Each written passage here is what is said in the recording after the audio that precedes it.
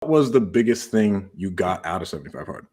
Yeah, man, that's a good question. I mean, I think it just changes your personality and your operating system. Like, I think I can't remember if we had went live or not yet at the time, but I planned out to go visit my dad in Miami the night 75 Hard ended. And I worked out there every single day when I was in Miami, I think except one day, like doing some jogging, surfing every day, you know, weightlifting at the little gym that he has in his condo downstairs. So I think a lot of it is like, and even my roommate's girlfriend was saying like, oh, you're just like gonna like this so much that you're not gonna want to change. Like you're not gonna want to stop drinking or doing 2-a-days and stuff like that. Cause just having that much activity and get like serotonin and dopamine flowing.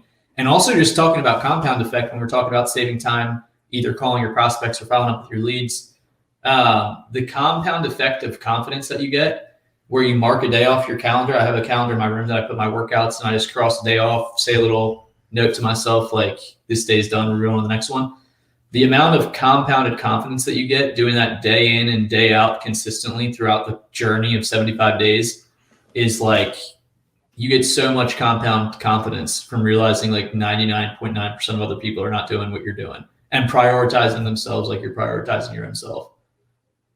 And it's a big thing to like what you tell yourself, to where like Ryan Dossie, who's a friend of mine, and he made that video saying like, oh, the wholesaler who's putting out a bandit sign, I'm working when nobody else is working. You still need to tell yourself that, like even later on in the journey, to build that confidence and like build that self-worth of you like deserve what you're getting because you've put in this amount of work for it. You know what I'm saying? And then you got that 75 Hard that compounds on that too, that I love.